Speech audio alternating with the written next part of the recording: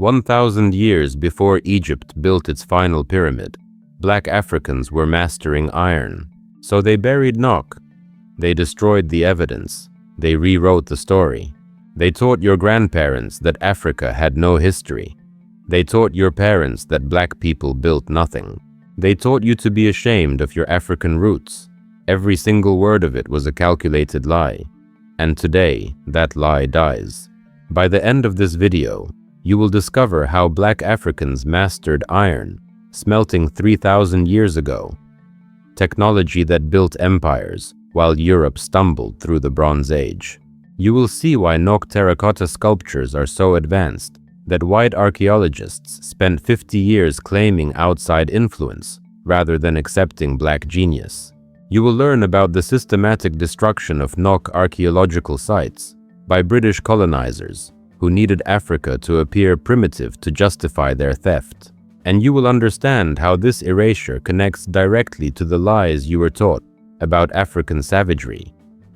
Lies that justified slavery colonization and the wealth gap crushing your family right now in 2025.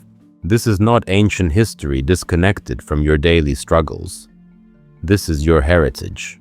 Your ancestors were innovators, artists, engineers, who built what Europe could not imagine. When Europeans finally arrived centuries later, they did not civilize Africa. They destroyed the evidence and stole the credit. Your grandparents were taught Africa contributed nothing to world history. Your parents were taught African art was primitive tribal craft. You were taught to distance yourself from anything African, to see it as backwards and irrelevant. 2,500 years before Europe discovered sculpture, West African artists were creating terracotta masterpieces so sophisticated that modern science still cannot replicate their techniques. That shame sitting in your chest right now. It was manufactured, deliberately, systematically, to make you forget one undeniable truth. You descend from the people who invented iron, and after this video, you will never see African art the same way again. You will never accept the primitive Africa lie again, because you will know what they tried to bury under a century of propaganda and institutional racism. The greatest civilization you never learned about is rising from the dust right now, and it is time you knew your real history. Let me take you back. 1000 BCE, the Jos Plateau in what we now call Nigeria. While the Near East was transitioning from bronze to iron, while Greece was just beginning to form city-states, while Rome did not even exist, yet the Nok people were doing something extraordinary. They were smelting iron, not slowly adopting it from distant traders, not learning it from mysterious outsiders. They were inventing it. Indigenous innovation, pure African genius. The Nok civilization lasted 1,500 years, 15 centuries of continuous cultural development. Their territory covered 78,000 square kilometers. That is larger than the entire country of Ireland. At their peak, between 500,000 and 1 million people lived under Nok influence. These were not scattered villages. This was a sophisticated network of settlements, connected by trade routes, shared artistic traditions, and revolutionary metallurgical knowledge. When Nok was forming in 1000 BCE, Egypt was in decline. The age of pyramid building had ended centuries earlier. The great pharaohs were fading into memory. Greece was just entering its classical period. The democracy you learned about in school, that came later.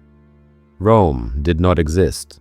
It would not be founded until 753 BCE.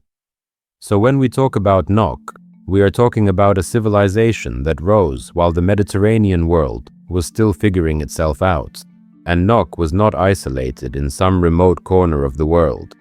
They sat on trans-Saharan trade routes, connecting West Africa to North Africa. They traded with Carthage. Later, they connected with Axum.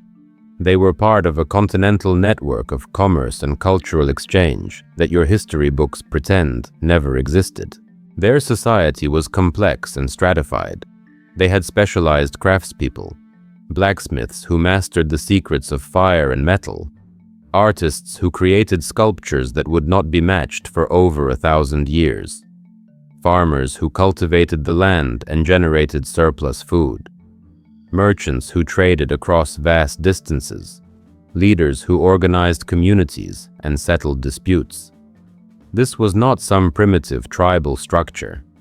This was civilization in its truest form. Social organization, economic specialization, technological innovation, cultural sophistication. We do not have evidence of kings or centralized imperial control. Instead, Nok appears to have been a federation of independent towns and settlements, bound together by shared culture and mutual benefit. Think of it like ancient Greece before Alexander. City-states with their own governance, but connected by language, religion, trade, and identity. And at the center of it all was their religion. We know this because of what they left behind: the sculptures, the terracotta figures that would eventually shock the world when white archaeologists finally admitted they existed. But before we get to the art, you need to understand the technology. Because the Iron Revolution was not just about making better tools. It was about transforming human civilization itself. And Nok did it first in sub-Saharan Africa. Carbon dating does not lie. Nok iron smelting furnaces have been dated to 800 to 500 BCE. Let that sink in for a moment. 800 years before the Common Era, 2,800 years ago, Black Africans in West Africa were building furnaces, mining ore, and producing iron. This is not speculation. This is not Afrocentric wishful thinking. This is confirmed archaeological fact, supported by radiocarbon analysis and accepted by mainstream science. These were not crude campfires with accidental metal production. Nok furnaces were engineered structures, 2 meters tall, clay-lined with precise construction, airflow channels designed to maximize temperature. They understood thermodynamics 2,800 years ago. They knew exactly how much charcoal to use, how much ore to add, what temperature to reach, what timing to follow. This was applied science, trial and error over generations, accumulated knowledge passed from master to apprentice. But you will never find this in your textbooks. No major museum in the Western world gives them a main exhibition hall. The furnaces could reach temperatures above 1,200 degrees Celsius. You need at least 1,100 degrees to smelt iron from ore. Nok metallurgists hit 1,200 plus, consistently, repeatedly, for centuries. They were not guessing. They had mastered the process. Now let me give you context that your history teacher never did. In 800 BCE, when Nok was smelting iron, Greece was still importing iron from Anatolia. Greek civilization, the one you spent months studying in school, did not produce its own iron yet. They bought it from others. In 800 BCE, the Roman Empire did not exist. Rome was not founded until 753 BCE. And it would not become a significant power for centuries after that. In 800 BCE, Britain was deep in the Bronze Age. They would not develop iron working until 500 BCE, 300 years after Nok. Let me make this clear. When the Nok people were building sophisticated furnaces and mass-producing iron tools and weapons, Europe was behind. Technologically, culturally, economically, the ancestors of the people who would eventually enslave and colonize Africa were at that moment in history less advanced than the Black Africans they would later call primitive and savage. Think about what iron meant in the ancient world. Iron plows could break tougher soil. That meant better farming. Better farming meant surplus food. Surplus food meant population growth and the ability to support specialists who did not farm. Iron tools meant faster construction, better infrastructure, more efficient resource extraction. iron weapons meant military superiority. The civilization with iron defeated the civilization without it, every single time. So when Nok mastered iron in 800 BCE, they gained an advantage that would have made them a regional power for centuries. And they were. For 1500 years, Nok culture flourished. 15 centuries. That is longer than the Roman Empire from rise to fall. That is longer than the entire history of the United States by over 700 years. This was not a flash in the pan. This was a sustained, successful civilization built on technological innovation. And here is what keeps me up at night. Dr. Augustine Hull, a respected archaeologist, stated on the record that the Nok achievement rivals anything in the ancient Mediterranean. This was indigenous innovation, not diffusion from outside. Let me translate that academic language for you. A white archaeologist with nothing to gain and his reputation to lose admitted that black Africans in West Africa independently invented advanced metallurgy on par with anything Greece or Rome ever did. He admitted it because the evidence was undeniable. But your textbooks never told you. When you studied the Iron Age in school, you learned about the Hittites in Turkey. You learned about the Celts in Europe. You probably even learned about Chinese ironworking.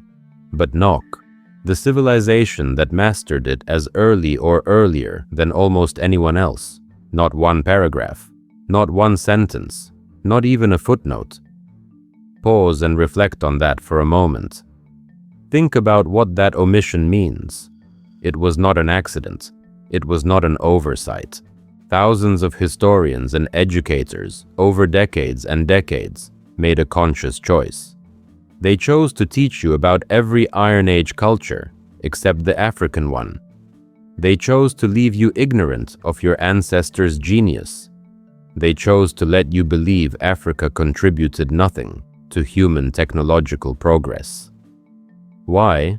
Because if you knew that black Africans were innovating and building and creating at the same time, or before Europeans, then the entire justification for slavery collapses. If you knew your ancestors were not primitive people who needed civilizing, then the entire colonial project looks like what it really was: theft, rape, genocide, justified by lies. Hold that anger, because it gets worse. The iron was just the beginning. What Nok created in art would shock the world even more. And the way white archaeologists reacted when they finally saw it tells you everything you need to know about the depth of racism baked into Western science. The sculptures. Oh, the sculptures. If you have never seen Nok terracotta art, let me paint you a picture. These are not crude figurines. These are not simple clay dolls made by unskilled hands. Nok sculptures are anatomically precise, emotionally expressive, technically sophisticated three-dimensional portraits that would not be matched in Europe for another 1500 years. The size alone should tell you something. Nok sculptures range from 10 centimeters to 150 centimeters tall. 150 centimeters. That is nearly life-size. They were creating nearly full-scale human figures in terracotta. Do you understand how difficult that is? Clay shrinks as it dries. It cracks under stress. Large pieces require internal support structures, precise moisture control, and expert firing techniques. One mistake and months of work shatters in the kiln. Nok artists did not make mistakes, or rather they learned from their mistakes over generations until they perfected the process.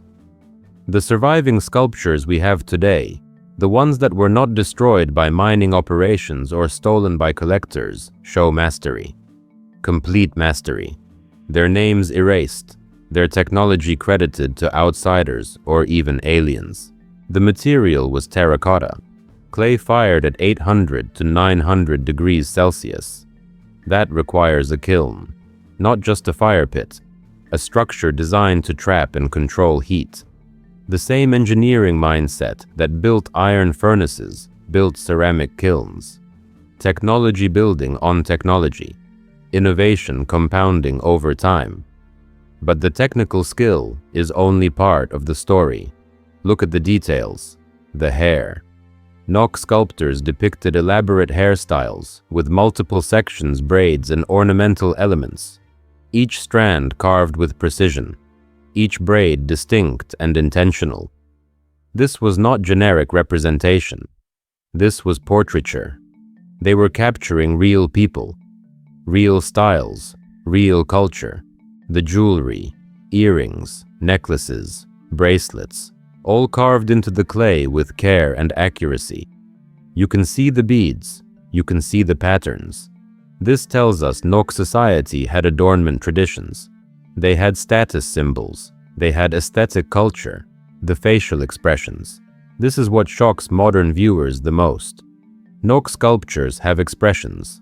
Some are serene, some are stern, some seem contemplative. These are not blank masks. These are emotional portraits of individual human beings. The artists understood human psychology. They understood how to convey interior life through exterior form. That is not primitive. That is sophisticated artistic theory in practice. And then there are the technical innovations that kept the sculptures intact for 2,000 years. Every Nok sculpture has holes. The eyes are not just carved. They are perforated. The mouth, the nostrils, the ears, all have openings drilled through. Why? Because when clay dries and fires, air pockets can form inside. Those air pockets expand when heated and cause the sculpture to explode. By creating holes, Nok artists allowed air to escape during firing. They solved a technical problem through innovation.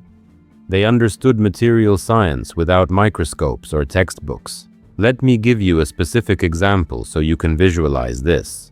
The Jema head, discovered in 1943, 25 centimeters tall, carbon dated to 500 BCE. This single sculpture should be in every art history textbook in the world. Perfect facial symmetry, an elaborate hairstyle with 11 distinct sections flowing across the skull, an expression of serene dignity that commands respect even across 25 centuries. Museums dated it to 500 BCE and then buried it in basement storage at Jos Museum in Nigeria. Most people have never seen it. Most people do not even know it exists. Why were they making these sculptures? We do not have written records from Nok, so we have to infer from context and comparison. Most scholars believe they were used in ancestor veneration, religious practice honoring the dead. The sculptures likely represented important individuals, chiefs, elders, spiritual leaders, people whose memory the community wanted to preserve. Think about what that means. Ancestor veneration requires belief in continuity between generations. It requires oral history traditions. It requires social structures that value memory and legacy. These are marks of complex society, not primitive tribes surviving day to day. This was a culture that thought about the past, the present, and the future. A culture that built for permanence. A culture that valued their history enough to literally sculpt it in clay and fire it for eternity. Some sculptures show people in positions of authority, seated figures, people holding staffs or symbols of power. This suggests social stratification, leadership, governance. Not everyone in Nok society had equal status. Some led, others followed. That is how you build large-scale societies, through organization and hierarchy. Other sculptures show everyday people, musicians holding instruments, workers carrying tools. This suggests the artists were documenting their entire culture, not just the elite. They wanted future generations to know how they lived, what they wore, what they valued. They were creating a time capsule, And against all odds, despite everything that would come later, their time capsule survived. Now let me put Nok art in global context. In 500 BCE, when the Gemma head was created, Greece was still making Kouros statues. If you have seen them, you know what I mean. Stiff, rigid, arms at sides, stylized hair, archaic smile. Technically impressive but emotionally flat. Greek sculptors would not achieve true realism until the classical period, 100 to 200 years later. Rome did not have sculptural tradition yet. They would copy Greek styles centuries later when they conquered Greece. So, in 500 BCE, Nok artists in West Africa were creating emotionally expressive, technically sophisticated, culturally specific portrait sculpture, while the Mediterranean world was still working toward that level. And yet, when you studied ancient art in school, you spent weeks on Greece. You probably saw dozens of Greek statues. You learned the names of Greek sculptors. You learned about Greek aesthetic philosophy. And Nok nothing. Not one image. Not one name. Not one mention. That is not education. That is propaganda.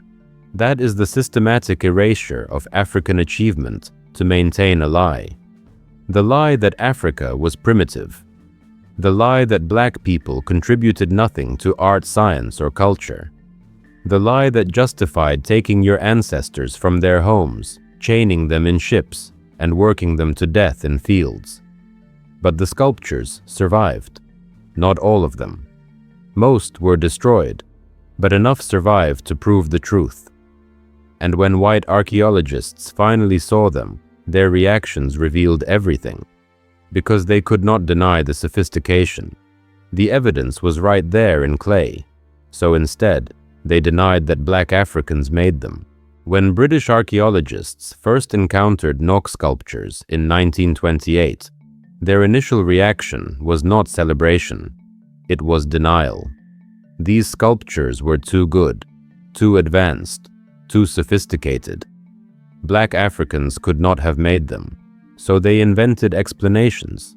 Outside influence, lost Roman expedition, ancient Egyptian colony, Arab traders who taught the locals. Anything, literally anything, except accepting that West African black people were artistic geniuses who needed no outside help. This is the Nok Empire, 1000 BCE to 500 CE, modern-day Nigeria. This was not one racist archaeologist having a bad day. This was institutional. This was the consensus view in Western archaeology for decades. Even Bernard Fagg, the British archaeologist, who conducted the first systematic excavations of Nok sites in the 1940s and 50s, spent years trying to find evidence of external influence. He wanted to believe someone else taught Nok how to create art. He wanted to believe it so badly that he kept digging and analyzing and comparing, looking for the connection that would prove black Africans did not do this alone. He never found it. Because it did not exist. Every test, every analysis, every comparison confirmed indigenous development. The clay was local. The techniques were unique to the region. The artistic style had no parallels in North Africa, Egypt, or the Mediterranean. This was West African innovation period. But even after the evidence became undeniable, Western museums and textbooks continued to minimize and marginalize Nok. They used language like tribal art and primitive sculpture. They displayed Nok pieces inside galleries with minimal context. They refused to give Nok the same treatment they gave Greek or Roman art. Why? Because wealthy, technologically advanced, culturally sophisticated black Africans did not fit the narrative. The narrative that Africa was a dark continent waiting for European enlightenment. The narrative that slavery was unfortunate, but perhaps necessary to bring civilization to savages. The narrative that colonialism was a civilizing mission, not theft and genocide. If people knew about Nok, if people knew about Benin, if people knew about Great Zimbabwe, if people knew about Timbuktu, then the whole house of cards collapsed. The entire justification for 400 years of atrocity fell apart. So they buried Nok, literally. And we are about to see exactly how they did it, because it was not just academic bias. It was physical destruction on a scale that should be considered cultural genocide, and it happened in your grandparents' lifetime. It is still happening, right now. 1928. Tin miners working in Nok village on the Yos Plateau unearthed a terracotta head. They thought it was interesting, but not valuable. Just another piece of native pottery. They set it aside and kept digging. The mines wanted tin, not art. A year later, more sculptures appeared. Then more. By the 1940s, it was clear something significant was buried under the Jos Plateau. An entire lost civilization preserved in clay. But here is what they do not tell you in the archaeology textbooks. By the time scientists arrived to study Nok, British mining companies had been destroying the sites for 30 years. Jos Plateau was not just the heartland of Nok civilization. It was also one of the richest tin deposits in Africa. Britain needed tin for industrial production. Cans, solder, alloys. Tin was valuable. Ancient African sculptures. Not so much. British mining operations began on the Jos Plateau in the early 1900s. Mechanized digging, strip mining, hydraulic mining. Techniques designed to move massive amounts of earth as quickly as possible to extract every ounce of tin. And in the process, they were bulldozing through archaeological layers that contained irreplaceable evidence of Nok civilization. Every sculpture crushed, every furnace destroyed, every settlement site obliterated. For 55 years, from 1905 to 1960, industrial mining tore through Nok territory. 55 years. During that entire time, there were 0 archaeological surveys done before mining began. 0 legal requirements to preserve or report finds.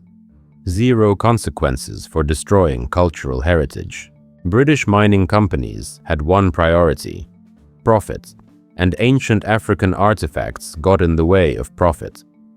When workers found sculptures, they were instructed to discard them, throw them aside, crush them if necessary. They were just native pottery, worthless. Some workers, to their credit, saved pieces they thought were interesting. That is how many Nok sculptures survived. Not through official preservation, through the personal initiative of African workers who recognized that these objects mattered, even if their British bosses did not care. But most sculptures did not survive. Most were destroyed, ground to dust, washed away in mining slurry, used as fill material. We will never know how many were lost because no one kept records. No one cared enough to count. Let me give you a specific example. Nok village itself. The place that gave its name to this entire civilization. The site where the first major discoveries happened. By the 1920s, British Amalgamated Tin Mines of Nigeria had strip mined the entire area. The archaeological context was completely destroyed. We will never know what was there. We will never know how the village was organized. We will never know what other artifacts might have been buried alongside the sculptures. All of that information, irreplaceable data that could have taught us about Nok society, was erased for tin, for metal, for profit. Think about what that means.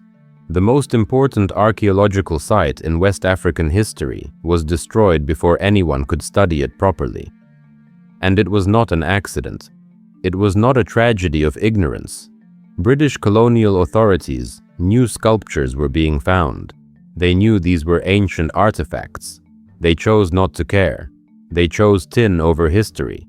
They chose profit over preservation. They chose to erase African achievement because acknowledging it was inconvenient. And it continues today. Even after Nigerian independence in 1960, illegal mining and looting still plague Nok sites. Terracotta sculptures sell for $100,000 or more on the international art market. Collectors in Europe and America pay premium prices for stolen NOK pieces, with no questions asked about where they came from. In 2012, French police seized 2.5 million euros worth of stolen NOK artifacts that were being shipped to European collectors. 2.5 million euros from one shipment. Imagine how many other shipments made it through. Your cultural heritage is being sold on the black market to rich white collectors who want exotic art for their private galleries. And the legal system does almost nothing to stop it, because at the end of the day, the West still does not respect African cultural property. They see it as treasure to be collected, not heritage to be preserved. They controlled iron smelting when Europe was still using bronze. They created three-dimensional art when Greece was painting on pottery.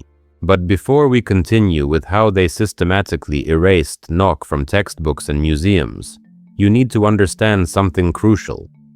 NOK was not an isolated incident. This was not one unlucky civilization that got destroyed and forgotten. This was a pattern, a deliberate, repeated pattern that happened everywhere Black Africans built something magnificent. And I am about to prove it to you with 4 more examples that will shatter whatever faith you still have in the history you were taught. Let me take you to the Kingdom of Benin. Modern-day Nigeria, 1200 to 1897 CE. This was not ancient history. This was happening while America existed, while your great-great-grandparents were alive. The Kingdom of Benin created bronze sculptures so exquisite, so technically perfect, that they are considered among the finest metalwork ever produced by any civilization anywhere in the world. Not just in Africa, in the entire world. The craftsmanship rivals Renaissance Italy. The artistic sophistication matches anything Europe ever created.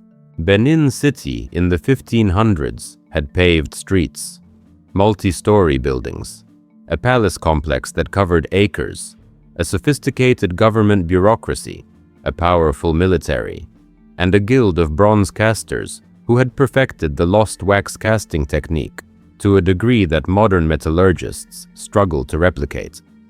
These artists could create bronze plaques with relief sculptures so detailed you could see individual facial features, fabric textures, and decorative patterns smaller than your fingernail. This was not primitive. This was mastery. European traders who visited Benin in the 15 and 1600s wrote about it with shock and awe. A Dutch visitor in 1602 described Benin City as having streets wider and straighter than Amsterdam. He said the palace was larger than anything in Holland.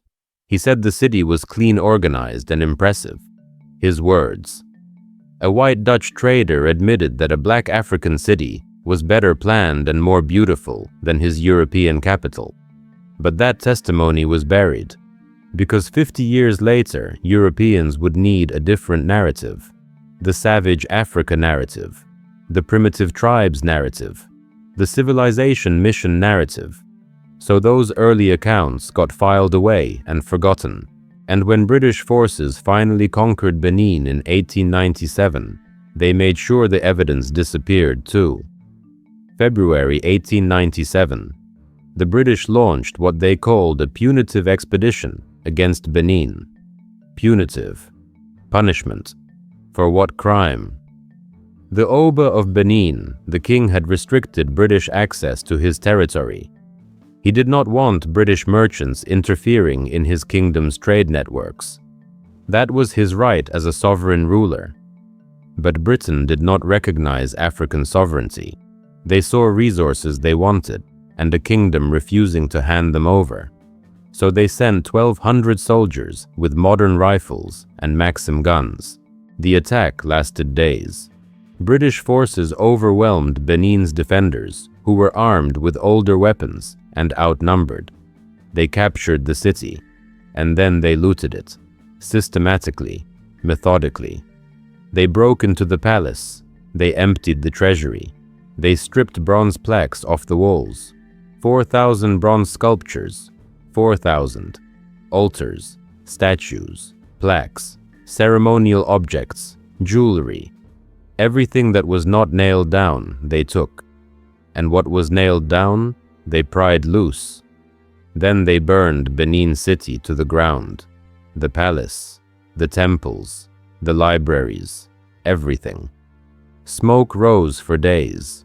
Centuries of accumulated culture, history, and knowledge went up in flames. And the British soldiers loading stolen bronze onto ships justified it by saying they were punishing savages who had attacked a British delegation. Here is what really happened. A British delegation had forced their way toward Benin City against explicit warnings from the Oba. They were told not to come during a sacred religious festival when outsiders were forbidden. They came anyway. Benin warriors protecting their sacred traditions killed the delegation. Britain used that as justification to invade, conquer, and loot an entire kingdom. They turned self-defense into savagery. They turned their own arrogance into African guilt. And then they stole everything and called it spoils of war. Those 4,000 bronze sculptures were shipped to London. The British Museum took the largest share. Other pieces were sold to museums across Europe and America. The Metropolitan Museum in New York, the Berlin Ethnological Museum, the Louvre in Paris. Every major Western museum bought stolen Benin bronzes, and they displayed them as curiosities, primitive art from darkest Africa, tribal crafts. They put them in side rooms. They gave them minimal labels. They refused to call them what they were, masterpieces. And here is the part that should make your blood boil. When British museum curators first examined the Benin bronzes in 1897, they were shocked by the quality. These sculptures were too good, too sophisticated, too technically advanced. Black Africans could not have made them, so they invented theories. Portuguese influence. Maybe Portuguese traders taught Benin artists how to cast bronze. Maybe there was a lost community of white craftsmen living in Benin. Maybe ancient Egyptians had traveled south and established a colony. They did everything except accept the obvious truth.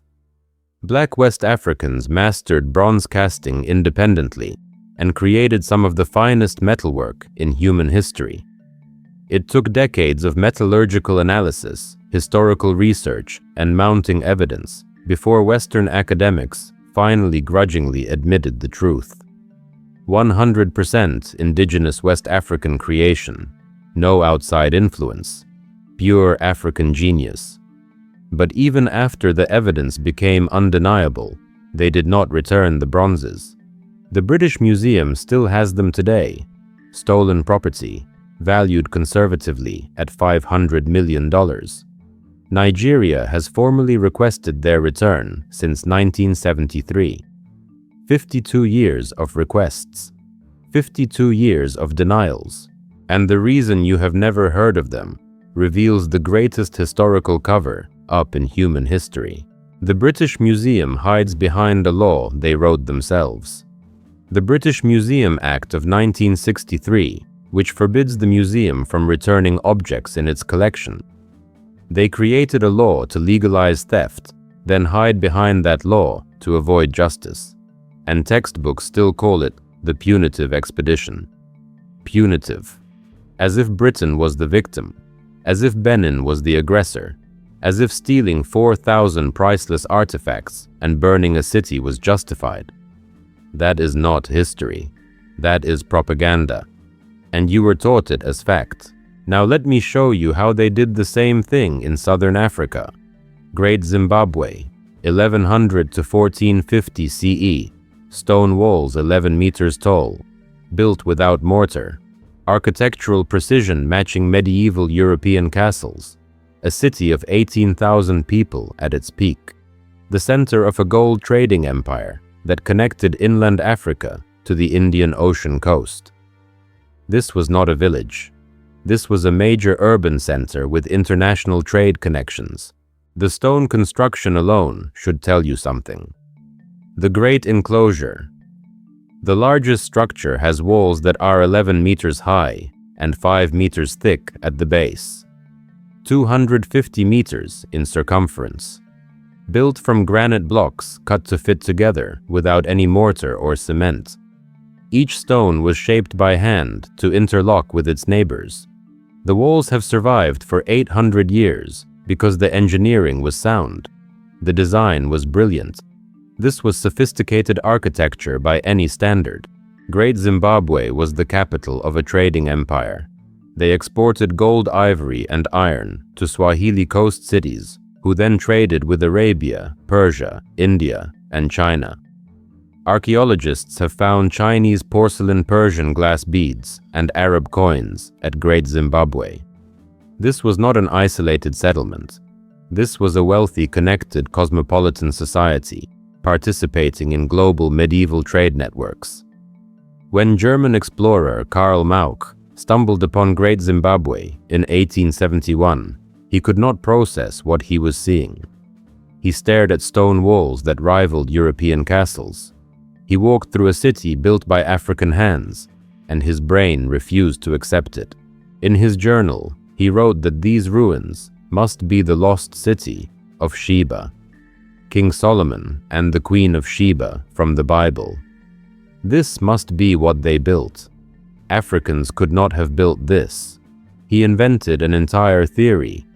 Phoenicians from the Mediterranean sailed down to southern Africa thousands of years ago. They built this city. Then they disappeared. The local Bantu people were just living in the ruins. They did not build it. They could not have built it. He published this theory, and white colonial authorities in Rhodesia, the white minority government controlling the region, loved it. It gave them an excuse. See, white people built this, or at least non-black people. Africans were just squatters. For decades, that became the official story. Great Zimbabwe was built by Phoenicians, Arabs, maybe even the lost tribes of Israel. Anyone but the black African people who actually lived there, and whose oral histories explicitly said their ancestors built it. White archaeologists spent years looking for evidence of outside builders. They dug, they analyzed, they compared. They wanted so desperately to find proof that non-Africans built Great Zimbabwe. And they found nothing. Zero evidence of Phoenician presence.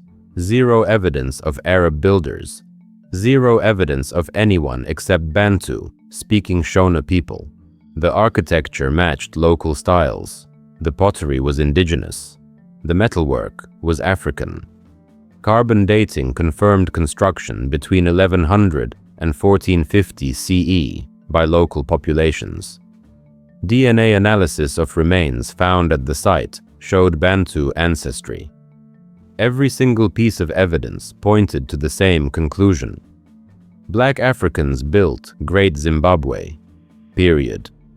But Rhodesia's white government could not accept that. Because if black Africans built cities, if they had sophisticated architecture, if they participated in international trade, then the whole justification for white minority rule collapsed. How could you claim to be bringing civilization to primitives when those primitives had built stone cities while your ancestors were living in wooden huts? So from 1965 to 1979, the Rhodesian government made it illegal for archaeologists to publish research stating that black Africans built Great Zimbabwe. Illegal. You could be arrested and imprisoned for telling the truth. Think about that. A government so terrified of African achievement that they banned scientists from acknowledging reality. They literally outlawed historical truth because it threatened white supremacy. That is not ancient history. That happened in your lifetime if you are over 45. That happened while America was fighting the Cold War and landing on the moon.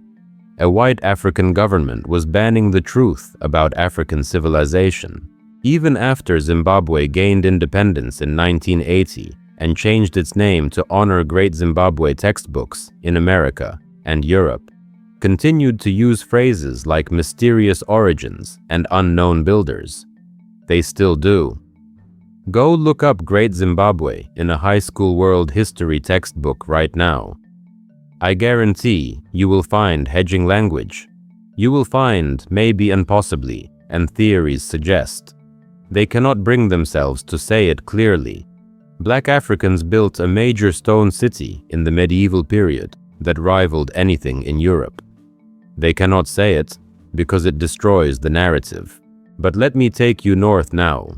Mali. Timbuktu, 1200s to 1600s CE. While Europe was burning women as witches and banning literacy among peasants, Timbuktu was a global center of Islamic scholarship. The University of Sankore, 25,000 students at its peak, libraries holding 700,000 manuscripts, mathematics, astronomy, medicine, law, philosophy, poetry, history. These were not primitive tribal tales passed around campfires. These were written scholarly works, debated by educated intellectuals who could read and write multiple languages. Because wealthy, technologically advanced Black Africans did not fit the narrative they needed. The narrative that justified 400 years of slavery. Timbuktu scholars in the 1400s were calculating planetary orbits. They were performing cataract surgery. They were writing legal treatises on justice and governance. They were copying and preserving ancient texts from Greece and Rome that Europe had lost during its dark ages. When European Christians were destroying pagan knowledge, Muslim African scholars in Timbuktu were saving it, translating it, building on it. The wealth of Timbuktu came from its position on trans-Saharan trade routes. Gold and salt caravans passed through. Books were as valuable as gold, literally. Wealthy families owned private libraries with thousands of volumes. Scholars traveled from across the Islamic world to study in Timbuktu. This was not a backwater. This was one of the intellectual capitals of the medieval world. When French colonizers arrived in the 1890s, they found libraries full of manuscripts, and they dismissed them. These could not be important. These could not be valuable scholarship. They were probably Arab texts copied by African scribes. The assumption was always that Africans could not be the original authors. The assumption was that any learning in Africa must have come from outside. Research has proven that assumption false. Many Timbuktu manuscripts were written by Black African scholars. Yes, they wrote in Arabic, the scholarly language of the Islamic world, just as Europeans wrote in Latin. But the authors were African. The ideas were African. The scholarship was African. And it was world-class. But French colonizers did not preserve these libraries. They did not treat them as the invaluable cultural heritage they were. They confiscated manuscripts and shipped them to Paris, where they sit today in French archives inaccessible to Malian scholars. They allowed thousands of other manuscripts to be lost, damaged, or destroyed through neglect. Buildings collapsed. Manuscripts were eaten by insects. Pages crumbled. And France did nothing to stop it. Then in 2013, jihadist militants occupied Timbuktu. They burned thousands of manuscripts, claiming they were un-Islamic or heretical. The world watched in horror as irreplaceable medieval scholarship went up in flames. UNESCO called it a crime against humanity. And it was. But here is what nobody mentioned. French colonizers had already destroyed or stolen more manuscripts than the jihadists burned. The colonial erasure was bigger and more systematic than the terrorist destruction. But we only mourned when brown Muslims did it. When white Christians did it a century earlier, it did not even make the history books. Do you see the pattern forming Nok sculptures destroyed during tin mining? Benin bronzes stolen and locked in European museums. Great Zimbabwe denied as African achievement and banned from honors discussion. Timbuktu manuscripts stolen, neglected, and erased. Everywhere Black Africans created something magnificent, Europeans destroyed it, stole it, or denied it. Every single time. And one more example will seal this pattern forever in your mind. The Kingdom of Kush, modern-day Sudan, 800 BCE to 350 CE. Kush built over 200 pyramids, more pyramids than Egypt. Let me repeat that because your history teacher certainly never told you. Sudan has more pyramids than Egypt. Black Africans in Kush built more pyramids than the Egyptians you spent weeks studying in school. And most people have no idea they exist. Kush was a Nubian kingdom that conquered Egypt for a period and ruled as the 25th dynasty. Black pharaohs. Then they were pushed south by Assyrian invasion. They retreated to their heartland in Nubia and continued building. For over 1,000 years, Kush thrived. They controlled trade routes. They mined gold. They smelted iron. And they built pyramids as royal tombs, continuing a tradition that Egypt had abandoned centuries earlier. These were not crude imitations. Kushite pyramids had distinct architectural features, steeper angles, different interior layouts. They were smaller than the Great Pyramids of Giza, but more numerous, and they were filled with gold jewelry and royal regalia. Everything a king needed in the afterlife, according to Nubian religious belief. In 1834, an Italian treasure hunter named Giuseppe Ferlini arrived in Sudan. He had heard rumors of gold in the pyramids, so he decided to find it. His method: dynamite and sledgehammers. He blew up pyramid after pyramid, smashing through stone to reach the burial chambers inside. When he found jewelry, he took it and destroyed everything else. When he found nothing, he moved to the next pyramid and demolished that one too. Over several years, Ferlini destroyed at least 40 Kushite pyramids, 40 irreplaceable ancient monuments dynamited by one greedy man looking for treasure. His justification: these are not real pyramids, just native imitations of Egypt, not worth preserving. He literally said that. He saw 200 pyramids built by Black Africans and declared them worthless copies, even though Kushite pyramids had unique architectural features, even though they represented a distinct cultural tradition, even though they were older than most European cathedrals. He destroyed them anyway, because in his mind, African heritage had no value. The jewelry he found he sold to European museums. The pyramids he demolished. Nobody cared. To this day, you can visit Sudan and see Kushite pyramids with gaping holes blown through their sides, scars from Ferlini's explosives, permanent damage to world heritage. And there were no consequences, no international outcry, no demand for reparations, because they were just African pyramids, and African heritage did not matter. Now ask yourself this: how many people know Sudan has pyramids? How many people know the Kingdom of Kush existed? How many people have heard of the Nubian pharaohs who ruled Egypt? Almost nobody, because it was systematically left out of education. When you studied ancient Egypt in school, did anyone mention that Black Nubians conquered Egypt and ruled as pharaohs? Did anyone show you pictures of Kushite pyramids? Did anyone teach you that pyramid building continued in Africa for 1,000 years after Egypt stopped? No.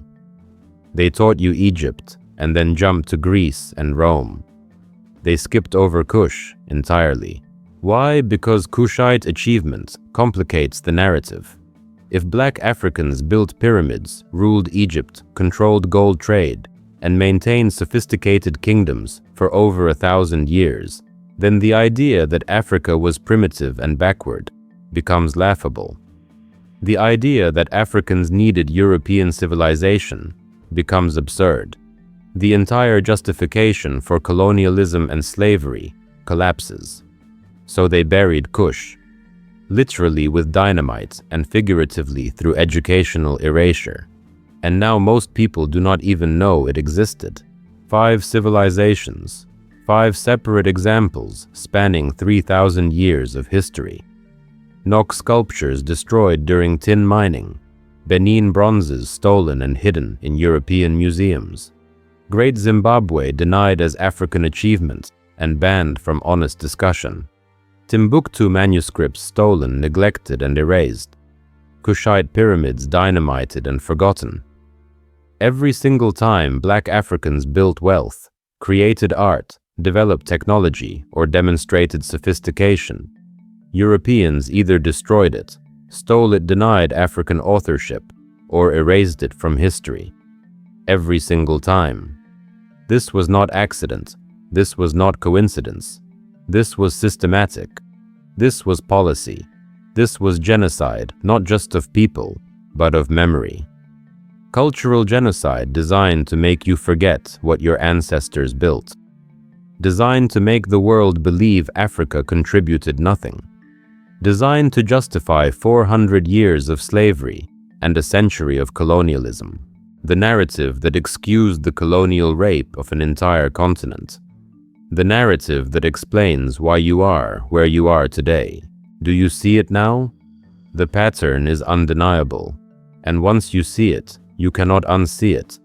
Everywhere Black excellence appeared, white supremacy destroyed it. Not because Black people were inferior, because Black achievement threatened the lie that justified oppression, and that lie had to be protected at all costs. Even if it meant dynamiting pyramids, burning libraries, stealing priceless art, and rewriting history for generations of children who would grow up never knowing the truth. But the destruction was not enough. They had to make sure the erasure was permanent. They had to build systems that would keep the truth buried, even after the physical evidence was destroyed. And that is exactly what they did. Through law, through education, through museums, and through academic gatekeeping, they created a machine designed to suppress African achievement forever. And that machine is still running today. Let me show you exactly how it works. The physical destruction was brutal and obvious. Bulldozers and dynamite and flames. But the legal suppression was quieter and more insidious. Colonial governments across Africa passed laws specifically designed to dispossess Africans of their own cultural heritage. And those laws are still affecting you today, in 2025. Let me take you back to British colonial Nigeria, the land where Nok flourished, where Benin thrived. In 1914, the British passed the Antiquities Ordinance. Sounds boring and bureaucratic, right? But here is what it actually did. It declared that all historical objects found in Nigeria were property of the Crown. The British Crown. Not the Nigerian people. Not the descendants of the cultures that created them. The British government claimed legal ownership of every artifact in Nigerian soil. Now think about what that means. Your ancestors create a sculpture. They fire it in a kiln. They use it in religious ceremony. They bury it with honor when the ceremony ends. 1,000 years later, someone digs it up. And a British law says that sculpture belongs to Britain. Not to your family, not to your community, not to your country, to the colonial government that invaded your land and claimed everything in it.